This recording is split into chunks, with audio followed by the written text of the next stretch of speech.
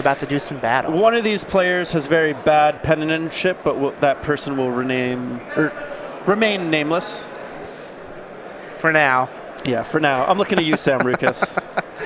Again, so we've got 2 copies of Monastery Mentor in Sam's main deck, which is something that started to pick up as a way to combat the mirror and to have some great game against the Omnitel decks, but kind of fell to the wayside as Dig Through Time got banned and the mirror turned out to be not so grindy.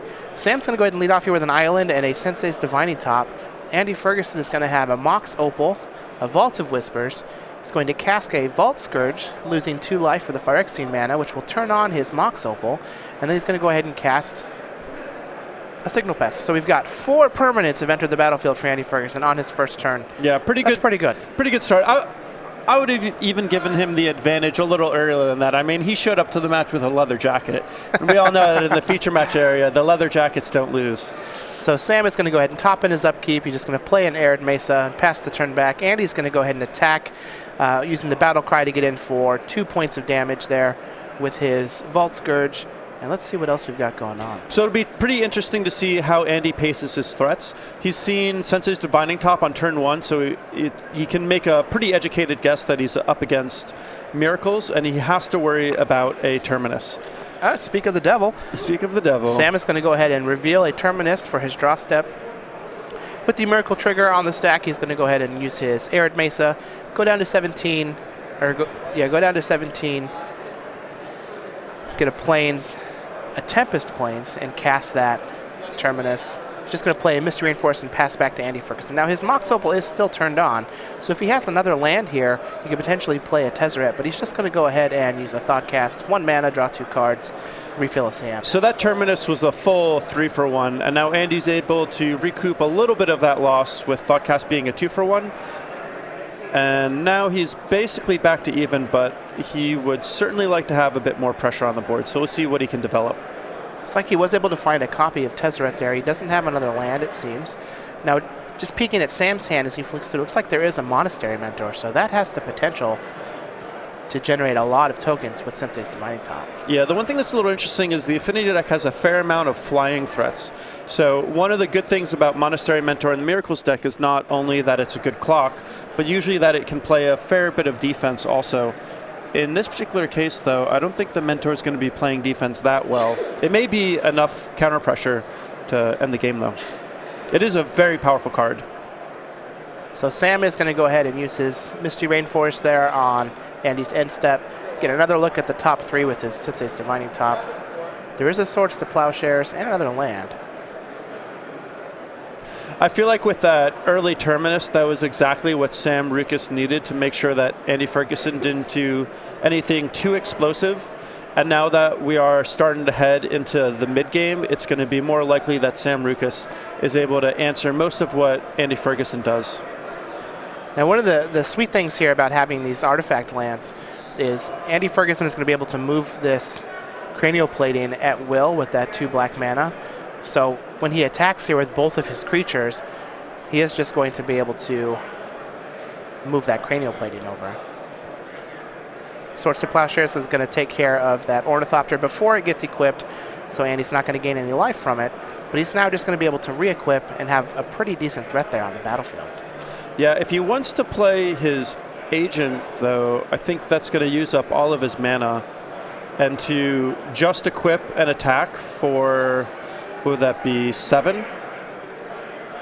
You know, that's pretty decent, but it doesn't use his mana particularly efficiently. If he has another artifact that he can put on the battlefield and make it 8, that's just going to do half of Sam's life. Yeah, it almost looked like he had a Thoughtcast in his hand, but I'm not 100% sure. It'll be interesting to see what Andy decides to do.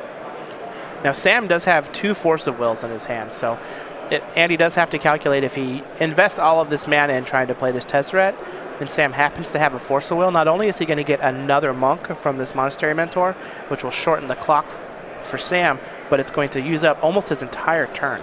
Yeah, the other thing, too, about playing the Agent is it's so likely to just die.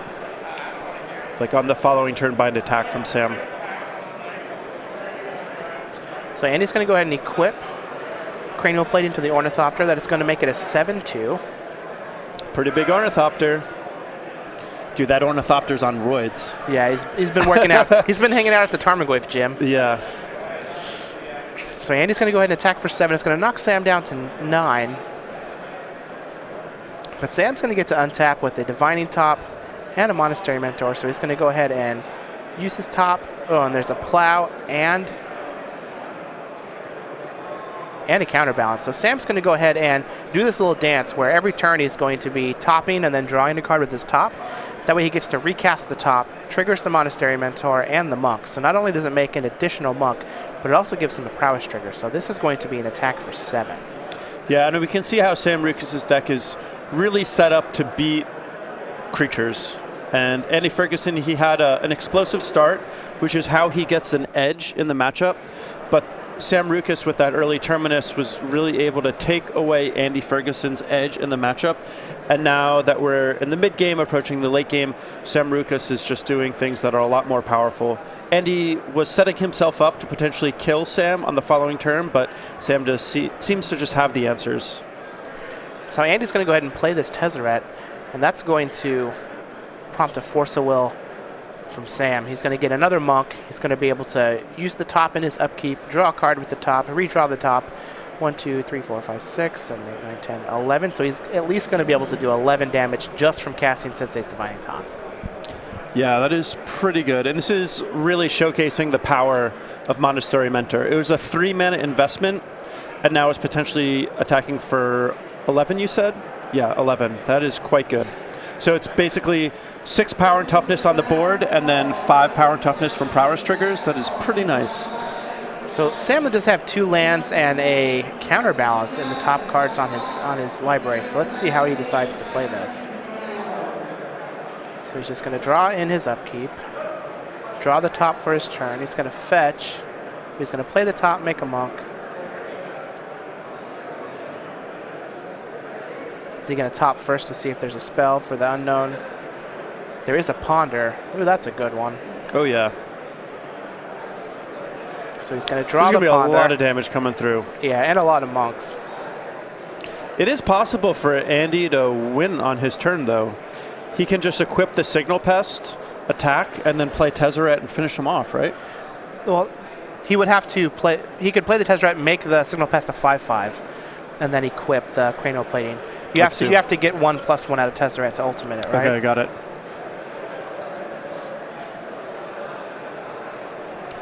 So despite Sam seeming to have Andy's board under control, Andy may have what he needs to squeeze in the last bit of damage. Right now they're figuring out how much damage is being dealt here. I believe that this is 16 damage. I feel like Andy is just like, is it less than 20? Yeah. All right, that's enough. Oh, he's chump blocking. Why are you? So there was the top, and there was the Ponder. Was that a lethal attack? Maybe we missed a prowess trigger in there, and it was actually 21 damage. Oh, man. Yeah, pretty rough. Well, if that wasn't lethal, then Andy would have had the win on the crackback. Yeah, it must have been lethal damage. We had just missed a prowess trigger. At least that's what I assume. Either way, though, Sam Roukas does his miracle thing and is able to keep control over the board and then win with just a single powerful threat. So Sam's going to go ahead and take game 1 with his Miracles deck against Andy Ferguson, who is on Affinity. Let's go ahead and take a look at their sideboards and see what kind of options these players have against each other. Sam has 3 copies of Flusterstorm, 2 Vendean Click, 2 Red Elemental Blast, 2 Pyroblast, 2 Rest in Peace, 2 copies of Wear and Tear, an Izzet Staticaster, and an Entreat the Angels. What do you think Sam's going to do? So Sam didn't see the Tezzeret. If he knows that Andy is playing Tezzeret, it seems pretty reasonable to bring in probably not all, but maybe some of the Red Elemental Blast and Pyroblast because they also hit Thoughtcast. But even if he knew that they were in there, he may only bring in 1 or 2 of those. The cards that are definitely going to be good in the matchup are the 2 Wear Tears and the Izzet Staticaster. Izzet Staticaster, yeah. similar to Modern, it's really good against Affinity. And then he may just want to bring in Treat the Angels. The Affinity deck, it attacks in the air a lot, and Sam doesn't have much that blocks in the air. He could bring in Vendean Click for that reason, but I don't think he will. So Entreat, though, seems like a reasonable option. So Andy has 4 Chalice of the Void, 2 Ethersworn Canonist, or 4 Canonists, 3 Rest in Peace, 2 Thoughtseize, 1 Tezzeret, 1 GT. What do you think he's going to bring in? So Andy Ferguson's deck, like a lot of aggro decks, is very, very streamlined. He really doesn't have much interaction because he really doesn't want to interact very much.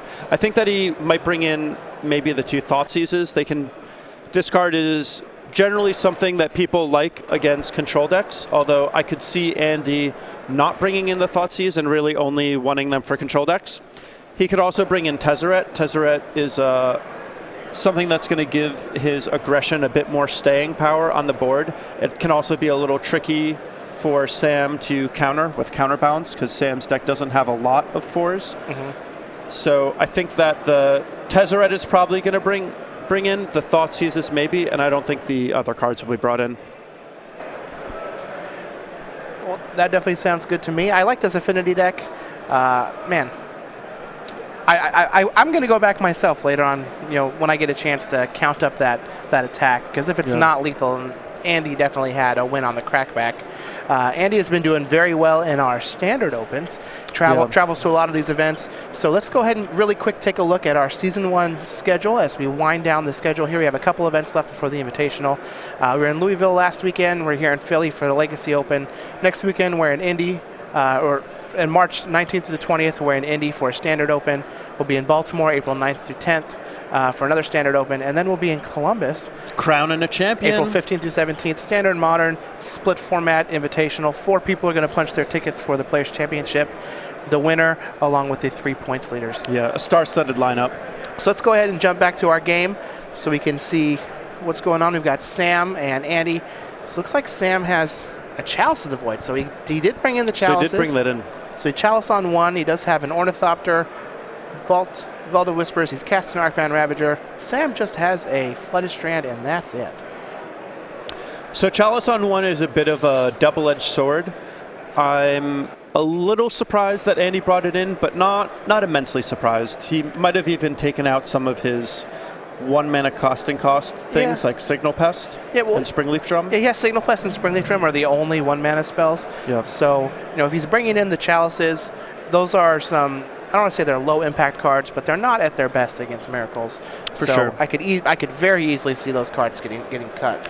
The other thing, too, is because Miracles has access to so many sweepers, Andy may be in a situation where he wants to pace his threats a little bit more and not commit so many to the board. So making it so that he doesn't have as many threats that are weak on their own is a reasonable idea.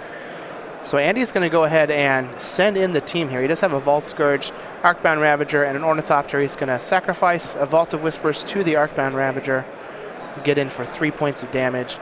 And now it's interesting to note here that Ravager is much worse in this deck than in the Modern Affinity deck, in my opinion, just because there are no creature lands. So you do have the artifact lands that will allow you to power up the Arcbound Ravager, but you don't have something like Inkmoth or Blinkmoth Nexus to put the counters on to try and protect yourself from sweepers. Yeah, that's true. That said, though, Andy Ferguson had a good play last turn where he attacked with his Ornithopter.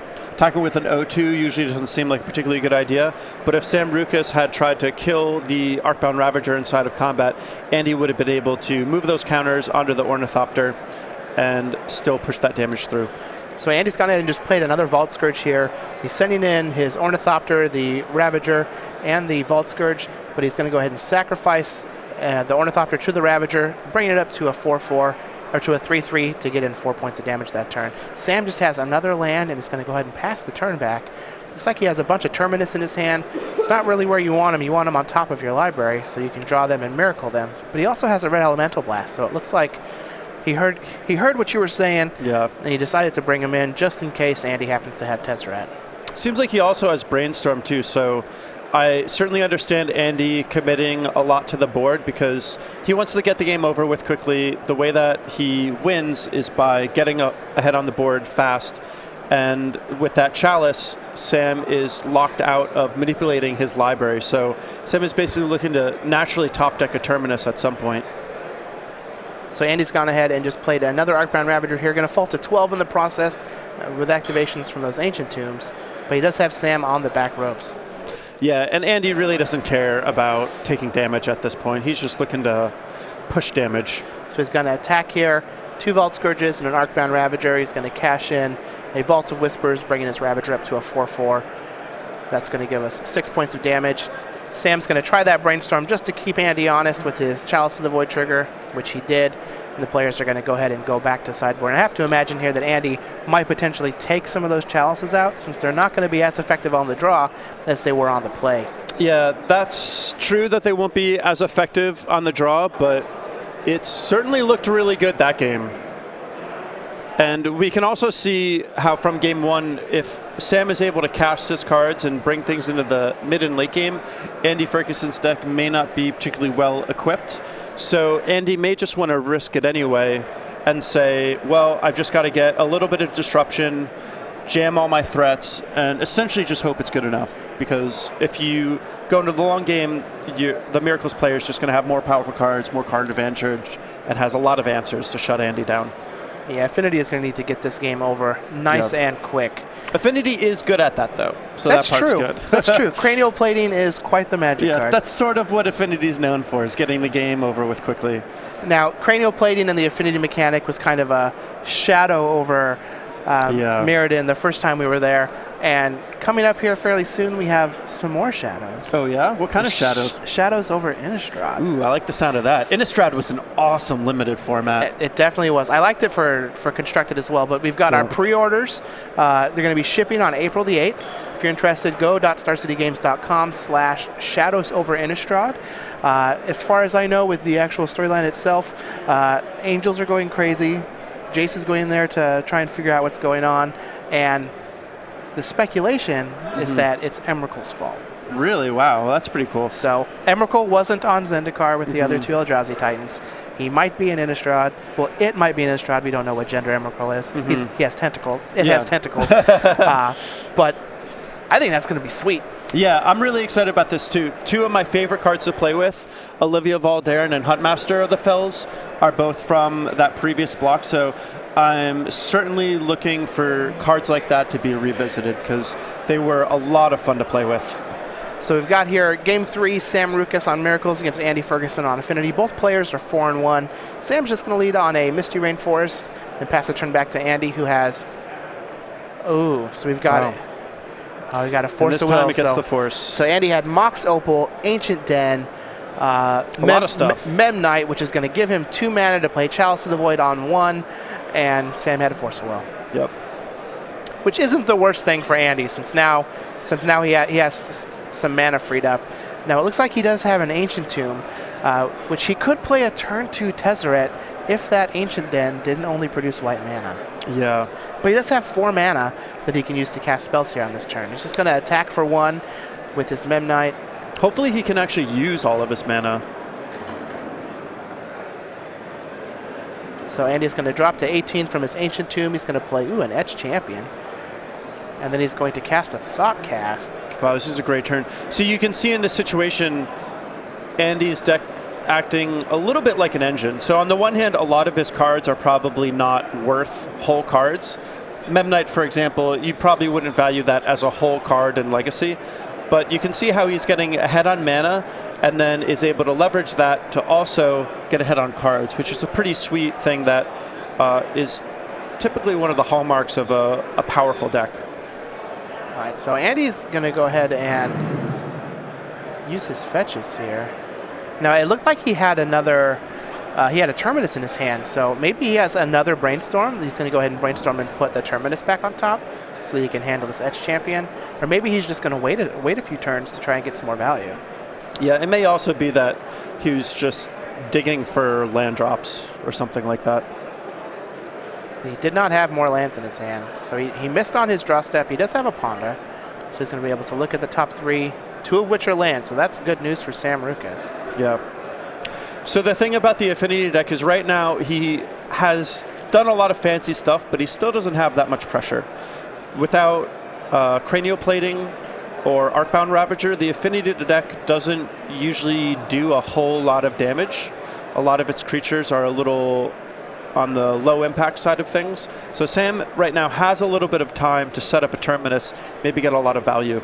Another sideboard card that I think I see in Andy Ferguson's hand is the Aethersworn Canoness. So it looks like he has boarded in a lot more disruption than I thought he would. Yeah, Terminus is an interesting choice. Obviously good against Monastery Mentor, limiting the number of lands they can play, but this Tezzeret is going to be real good if it happens to resolve. Sam's going to go ahead and use a Brainstorm in response, trying to find a Force of Will, and he didn't, but he did find a Council's Judgment, which will give him an answer to that Tezzeret. Not until it gets an activation, though. Tezzeret's a pretty sweet card. For those of you who are unfamiliar with it, it's a card that doesn't see a whole lot of play, but it is essentially the artifact Planeswalker. So I think he's just going to go ahead and +1, which is going to let him find a card off the top of his deck. Yep, kind of like an impulse. Now on Sam's turn, he is going to have to use that Council's Judgment to get rid of it, but he did stack the top 2 cards of his deck so that Terminus is 1 down. So Terminus is going to be looming for the turn after next. So long as Sam Roukas has another land that he can play, it looks like he's going to be able to not only Terminus and wipe the board, but then Council's Judgment to kill the Tezzeret, which is really what he wants to do. Andy Ferguson has been playing multiple spells a turn, and Sam Roukas needs to play multiple spells a turn to catch up. So looks like Andy is resolving his Tezzeret activation. He's going to take a Springleaf Drum. Not particularly powerful. No, but it is something that he can cast that turn, which is potentially going to help out for a Tezzeret ultimate if it happens. But Council's Judgment's going to take care of it. And let's see if Andy Ferguson has another copy of Tezzeret, because that would be very good for him. Yeah, and it looks like he had a 4th land, but it wasn't a land that produced white. And so the line of play to Terminus and Council's Judgment wasn't available. Yeah, so he stacked the top of his deck, Jace Terminus, so he's going to Terminus next turn. Yep. The shields are down, though, if Andy happens to have something like Cranial Plating here. Yeah, this is going to be a great moment for cranial plating. Andy Ferguson really wants to get a big hit in now while the coast is clear. Shields are down, he's got to make use of it. So looks like the players are discussing something.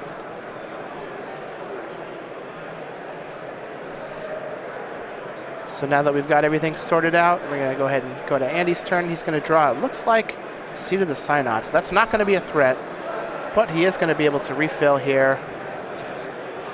So Andy was able to come out of the gate swinging. He cast multiple cards each turn, starting with turn 1. Sam has been slow to catch up. Sam has been predominantly making 1 powerful play per turn. But we're starting to get into the stage of the game where Sam Roukas is going to have enough mana to cast 2 cards a turn. Although this Either Sworn Canonist could have something to say about that. Sam is going to go ahead and Terminus here on his turn, I have to imagine. There's another Springleaf Drum, so Andy has a lot of mana. It's like he has more lands in his hand, too. But Sam's going to go ahead and Miracle that Terminus. And that was certainly the play that Sam needed. He needed to just clear the board. He's going to not only Miracling the Terminus, but that's going to get rid of the Canonist, which will allow him to Snapcaster Major Ponder, shuffle his deck, get rid of some of the bad cards that he put back from the Brainstorm the previous turn, get a fresh card. And that Either Sworn Canonist, it was actually set up to do quite a bit of work in that board state. Sam Roukas was at the point where he really needed to start casting multiple spells a turn to catch up. Fortunately, he had the 1 card that was an exception of that rule, which was Terminus. But if he didn't specifically have the Terminus, the Either Sworn Canonist would have done a lot to stymie his hopes of catching back up. So it looks like Andy has another Canonist and a Vault Scourge. He's going to pass back to Sam, but Sam has Jace, just waiting to be deployed from his hand. Yeah, Jace is a very powerful card. He's going to go ahead and Brainstorm here. And he found a Swords to Plowshares and a Wear Tear. Jeez. And a fetch land to go get his red mana. So this is looking very, very good. Dude, those are some sick top decks. Wow. Yeah. So Andy's going to go ahead and draw for his turn. Basically, we're at the point where we need to see a Tezzeret now. Yeah. Now might be too late. So it's pretty interesting that Sam Roukas did bring in the blasts. We're going to Brainstorm, go up even some more cards in our hand. Wow, and does he have like an alpha or beta counterspell? Yep, it looks like he just picked up a counterspell. pass back to Andy. Andy's going to go ahead and attack Jace with his Vault Scourge. I think Sam's going to go ahead and plow the Vault Scourge on his end step. Uses Sensei's Divine Top. There's another copy of Jace. When one Jace isn't enough, he's got the backup. He's going to go ahead and brainstorm yet again. And there's a Monastery Mentor, so now he's going to be able to start applying some pressure here once he handles and Monastery threats. Mentor is a great card for when you're starting to stabilize in the game, you can turn the corner very quickly, which is really important for these Miracles players who are worried about draws. A lot of times when you're playing a control deck, you'll be in a situation where you basically have the game locked up, but you have a hard time finding a win condition, or the win condition you have is really slow, aka a card like Nephalia Drownyard that we've seen in the past. Yeah. And so having a card like Monastery Mentor to just get things going and finish the game up in the next couple turns is a pretty nice thing when you're worried about draws. So here Sam is just activating his Jace, brainstorming every turn. He's able to cast 2 spells because Divining Top is an artifact, and so Canonist lets you only cast 1 non-artifact spell each turn, and to get in for some damage, pass the turn back to Andy, and he's just going to go ahead and scoop it up. Yep. Still, a 4-1 start for Andy Ferguson is pretty sweet. I mentioned before that if there were some people who were listening who didn't have a Legacy deck, but maybe have the Affinity deck for Modern, that this might be a good way to get into Legacy without having to buy a bunch of new cards.